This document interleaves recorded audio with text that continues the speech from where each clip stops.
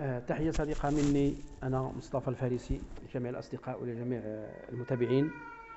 اليوم أريد أن أتكلم عن موضوع مهم لا مجال للسكوت عنه. يجب أن أتكلم على هذا الموضوع. أنا أرى ضرورة في التحدث عن هذا الموضوع. سوف أقوم بمداخلتين، الأولى بالعربية والثانية بالفرنسية، لكي أبعث هذا الفيديو لمعارفي في فرنسا. الرئيس ماكرون هذه الأيام دائما يوجه الانتقادات لتركيا، المسألة الليبية. ماذا فعلت تركيا؟ تعالوا معي لنرى ماذا فعلت تركيا. نحن نعرف أن أهل الغرب الليبي، مصراتة، طرابلس، مدينة الزاوية، العنقاء، مدينة الأمازيغ، سكان هذه المنطقة الغربية دائما كانوا يرفضون الحكم العسكري، ودائما يرفضون الانقلابات.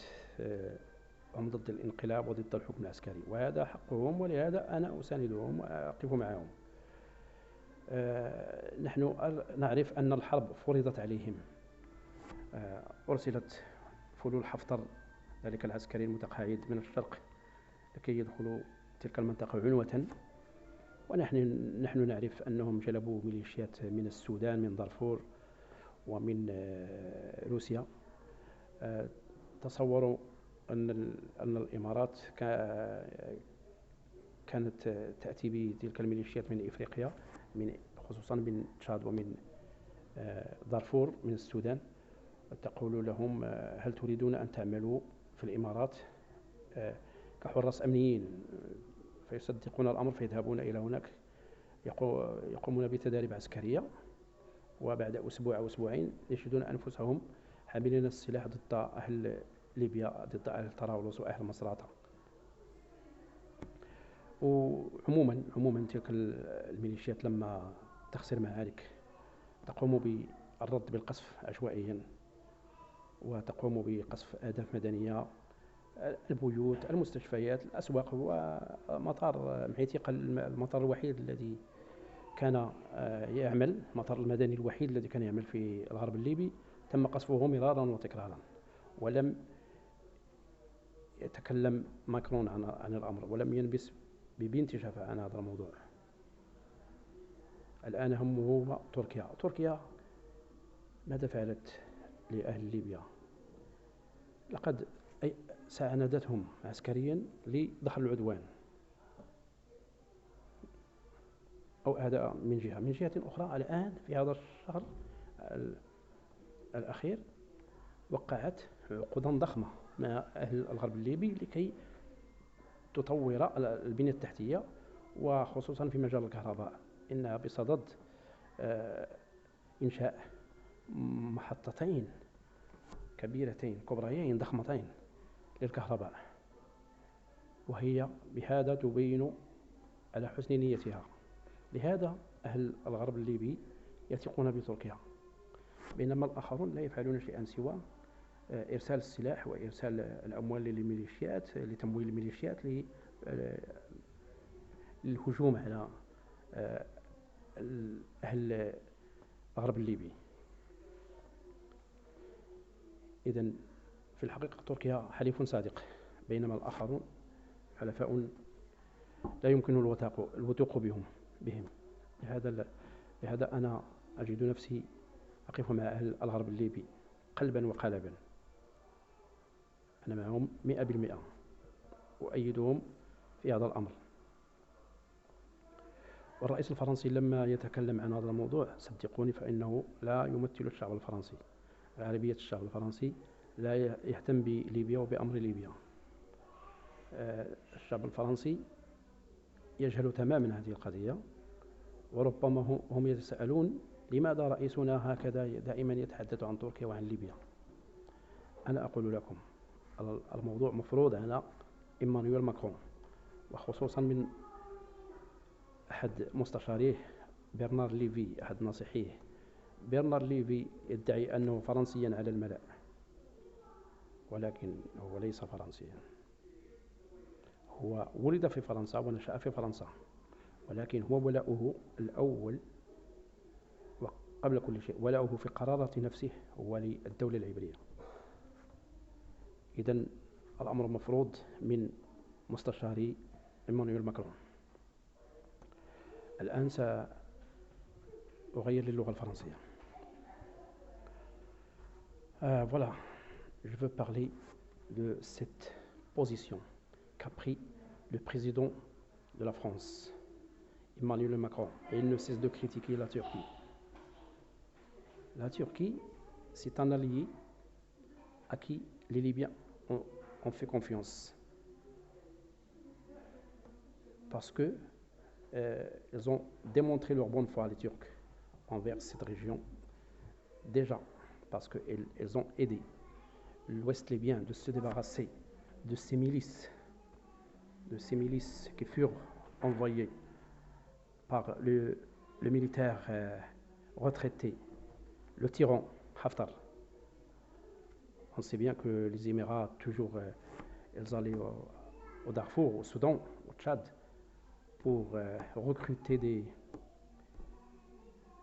milices. En fait, ils leur proposaient du travail aux Émirats arabes unis comme agents de sécurité. Et dès qu'ils arrivaient aux Émirats arabes unis, ils les envoyaient au camp d'entraînement militaire. Et au bout de 2 semaines, ils les envoyaient vers la Libye pour se retrouver là-bas armés pour affronter les Libyens. D'ailleurs, Emmanuel Macron, lui, il n'a jamais critiqué ces milices quand ils bombardaient des cibles civiles, les maisons, les marchés, l'aéroport. Le seul aéroport civil, l'aéroport Meïtika, à Tripoli, fut attaqué maintes fois par des missiles Grad, par ces milices-là. Alors, il n'a jamais dit aucun mot, ce président de la France. Il n'a jamais critiqué ces milices.